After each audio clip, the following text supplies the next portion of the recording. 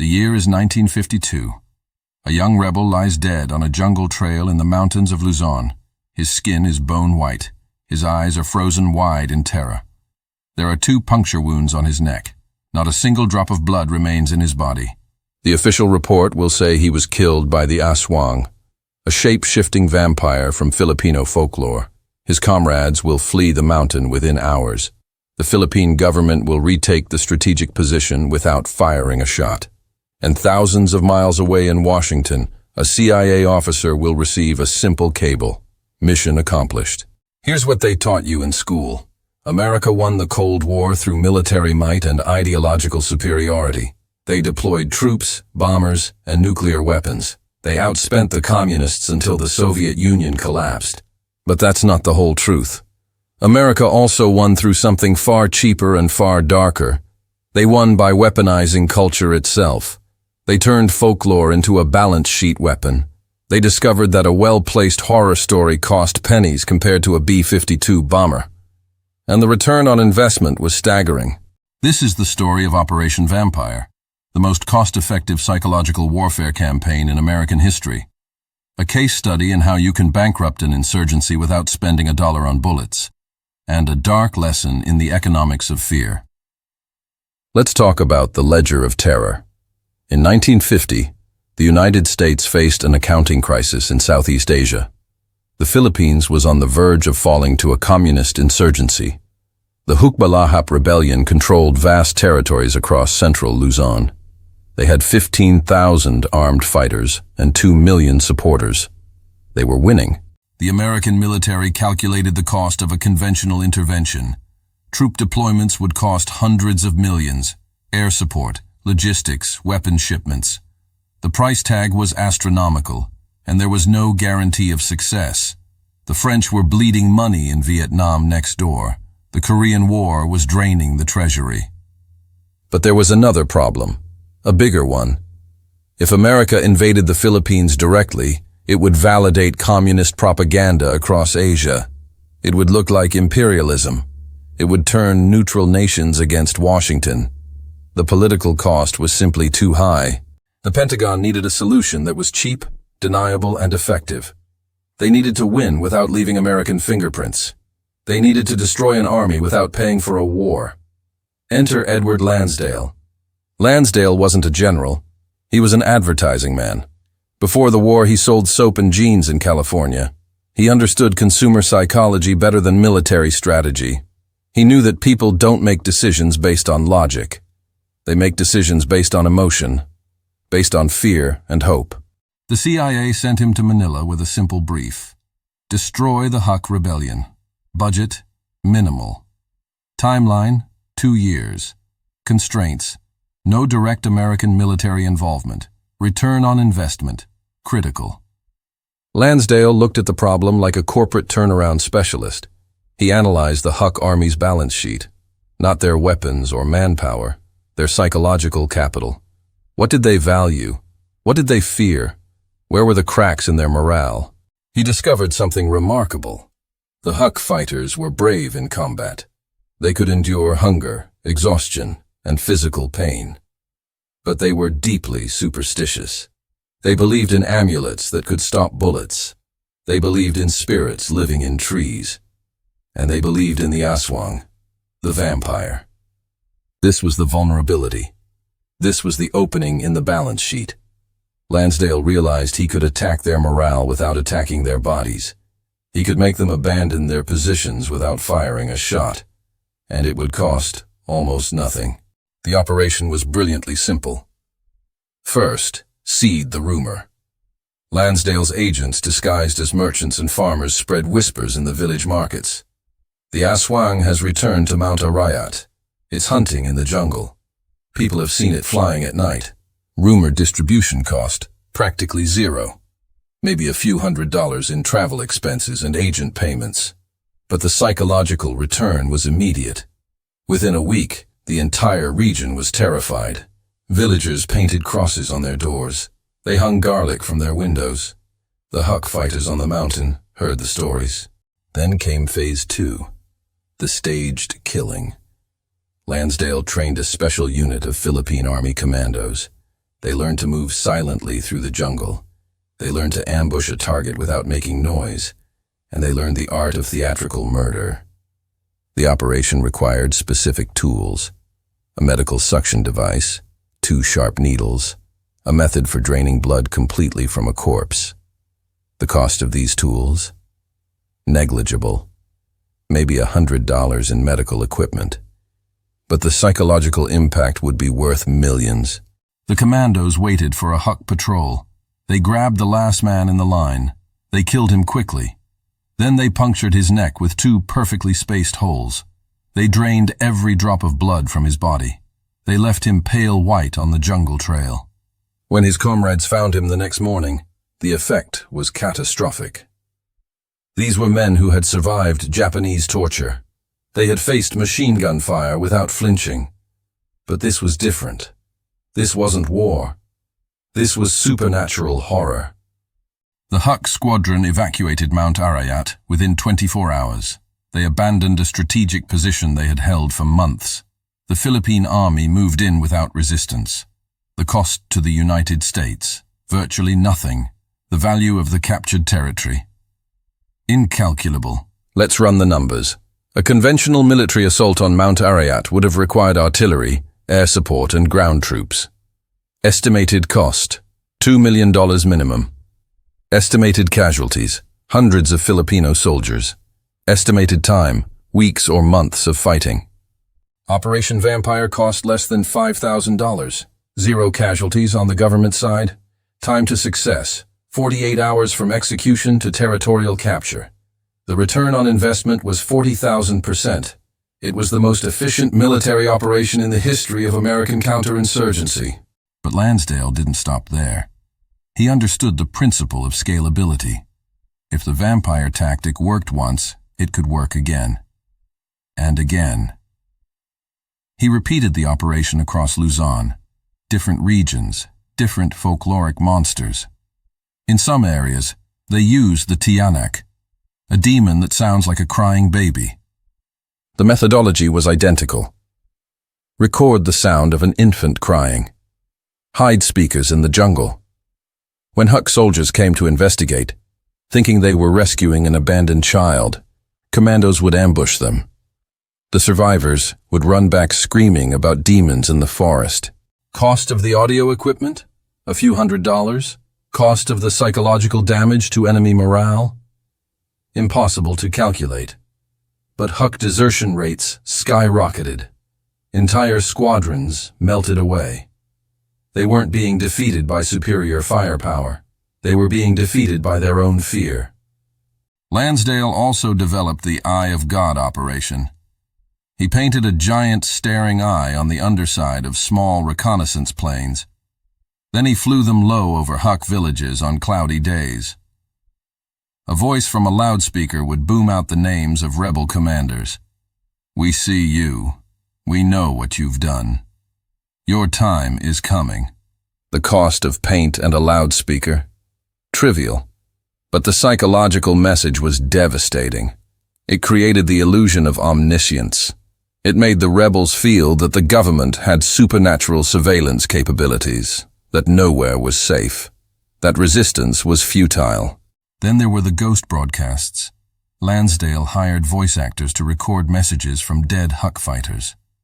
They played these recordings from planes flying over the jungle at night. Eerie music, wind sounds.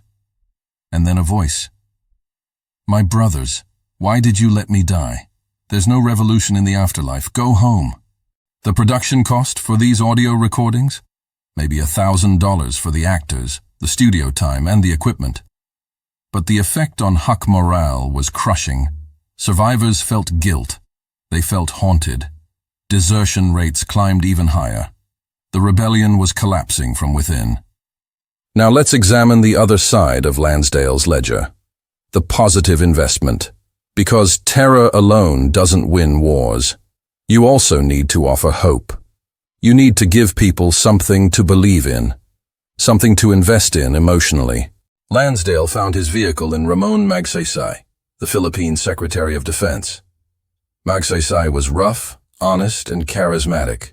He was a mechanic, not an aristocrat. Lansdale saw him as the perfect product to sell to the Filipino people. The CIA poured money into Magsaysay's image, but not much money. This wasn't a billion-dollar defense contract. This was a marketing campaign. They staged photo opportunities, showing Magsaysay eating with farmers, jumping over puddles in his muddy jeep, shaking hands with peasants. They wrote his speeches in simple language. They created a catchy slogan. Magsaysay is my guy. They commissioned a campaign song with a mambo beat that played constantly on the radio. The total cost of this political operation, probably under $1 million, a rounding error in the Pentagon budget. But the return on investment was staggering. Magsaysay won the 1953 presidential election in a landslide. His victory destroyed the Huk's central narrative. They had claimed the government was illegitimate, that it only served the rich. That revolution was the only option. But when a mechanic became president, that story collapsed. When Magsaysay offered amnesty and land to surrendering rebels, thousands took the deal. They laid down their weapons. They went home. The war was over. Let's calculate the final balance sheet. The total cost of Lansdale's psychological warfare campaign from 1950 to 1954 was probably less than $5 million. That includes the vampire operations, the propaganda, the election support, and the land reform program for surrendered rebels. Compare that to the cost of a conventional military intervention. The Korean War was costing the United States over $50 billion. If the Philippines had fallen to communism, the strategic cost would have been catastrophic. American military bases would have been lost. Shipping lanes would have been threatened. The entire Pacific defense perimeter would have collapsed. Lansdale's operation saved the United States hundreds of billions in potential military spending. It secured critical territory. It demonstrated that communism could be defeated. And it did all of this for the price of a few dozen fighter jets. The CIA was ecstatic. They had discovered a new formula, a scalable model for fighting the Cold War on the cheap. Psychological operations plus political manipulation equals victory. No need for massive troop deployments. No need for expensive conventional warfare. Just find the cultural pressure points and exploit them. This is where the story turns dark. Because the success in the Philippines created a dangerous illusion. It made American planners believe they had found a magic trick, a cheat code for geopolitics. They thought they could replicate Lansdale's success anywhere. Vietnam was next. In 1954, the French collapsed at Dien Bien Phu. Vietnam was divided into communist North and pro-Western South. The CIA sent Lansdale to Saigon with the same mission. Work your magic. Use your bag of tricks. Win the war without fighting. Lansdale tried everything that had worked in the Philippines. He spread rumors. He hired astrologers to write fake prophecies predicting disaster for the North. He sabotaged buses in Hanoi by pouring sugar in the gas tanks. He created panic that caused 1 million refugees to flee south. And he tried the ghost tapes again. Operation Wandering Soul. The CIA recorded eerie voices calling out to Vietnamese soldiers. Daddy, come home. I'm hungry. I'm in hell. The party lied to me. They mounted massive speakers on helicopters and blasted these recordings over the jungle at night. The initial cost was low, a few $1,000s for audio production. But the return on investment was zero. It didn't work. The North Vietnamese figured out the trick. They shot at the helicopters. Instead of being frightened, they were offended. The Americans were mocking their dead. The difference was fundamental. In the Philippines, the Huks were fighting a Filipino government. Lansdale was just an advisor in the shadows. But in Vietnam, the Americans were the face of the war. They were the foreign occupiers. No amount of psychological trickery could hide that reality.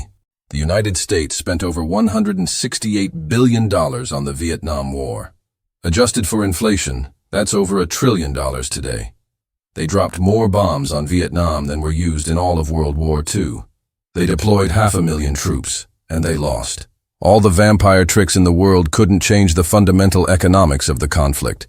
You cannot win a colonial war on the cheap. You cannot manipulate a nationalist insurgency with folklore. The ledger doesn't balance when the enemy is fighting for their homeland. But the lesson was learned too late. The CIA spent the next 50 years chasing the ghost of Operation Vampire. They kept looking for the next psychological shortcut, the next cultural exploit, the next way to win wars without paying the full price. We see it in Iraq with the shock and awe campaign. The idea that you could terrify an enemy into submission with overwhelming displays of force. Cost: billions in precision-guided munitions. Result: a 20-year occupation and nation-building disaster. We see it in the war on terror with enhanced interrogation and psychological torture at black sites. The idea that you could break the enemy's mind instead of fighting them conventionally. Cost: America's moral credibility. Result: radicalization and blowback. We see it today in information warfare, deepfakes, bot armies, and social media manipulation. The idea that you can destabilize a nation with memes instead of missiles. The ultimate evolution of Lansdale's vampire. A horror story delivered through a screen. The economics are seductive. Why spend $1 trillion on an aircraft carrier when you can spend $1 million on a troll farm? Why deploy soldiers when you can deploy algorithms? Why fight wars when you can hack minds? But there's a cost that never appears on the balance sheet. The moral cost. The cost to truth itself. When you weaponize culture, you poison it. When you turn folklore into a military asset, you destroy its meaning. When you make people afraid of their own stories, you rob them of their identity. The young rebel who died on that trail in 1952 wasn't killed by a vampire. He was killed by men following orders. Men who punctured his neck and drained his blood to make a point, to send a message, to win a war on the cheap. His name was probably Mateo or Juan or Carlos. He probably had a mother who waited for him to come home. He probably believed he was fighting for justice, for land reform, for a better world. And he died as a prop in someone else's horror story. The final payment on that debt is still being made, not in dollars but in trust. Every time a government lies to its people, the debt grows. Every time fear is manufactured for political gain, the interest compounds. Every time the truth is bent for strategic advantage, the balance sheet gets darker. Sovereignty is solvency. That's the lesson. And solvency isn't just about money. It's about credibility. It's about the currency of belief. When a government bankrupts that currency by turning reality into a weapon, the debt can never be fully repaid. The Huk Rebellion ended in 1954. Luis Taruk, the supreme commander, surrendered and shook hands with his enemies. The war was over. The ledger was closed. Or so it seemed. But the Philippines would spend the next 70 years dealing with the aftermath. Authoritarian governments that learned they could manipulate the people with fear. Insurgencies that rose and fell in cycles. A democracy that never fully trusted itself. The vampire operation was cheap, but the generational cost was incalculable. Edward Lansdale died in 1987. He never apologized for Operation Vampire. He believed until the end that he had saved the Philippines from communism, that the ends justified the means, that a few staged murders were worth the strategic victory. He died believing in the ledger. But history keeps different books. History asks different questions. Not just did it work, but what did it cost? Not just who won, but what did they become? Not just the price paid, but the price that can never be calculated. The true horror of the Aswang wasn't that it drank blood. The true horror was that it could look like anyone. It could be your neighbor, your friend, the person you trusted. It could wear a human face, and you would never know until it was too late. That's the real lesson of Operation Vampire. The scariest monsters don't live in folklore. They live in offices. They wear suits and ties. They speak in euphemisms like psychological operations and strategic deception. They calculate return on investment in human fear. And they balance their books with other people's nightmares. So here's what they won't teach you in school. America didn't just win the Cold War with economics and ideology. They won it by learning to weaponize reality itself. They discovered that the cheapest war is the one fought inside the enemy's head. And they never stopped fighting that war. Subscribe to this channel if you want to stay ahead, because the next operation is already being planned. The next vampire is already taking flight.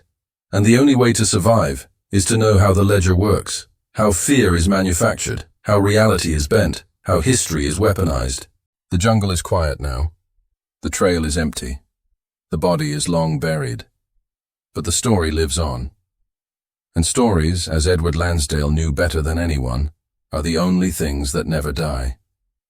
They just wait in the darkness, circling overhead, looking for the next victim, the next balance sheet, the next war to win on the cheap.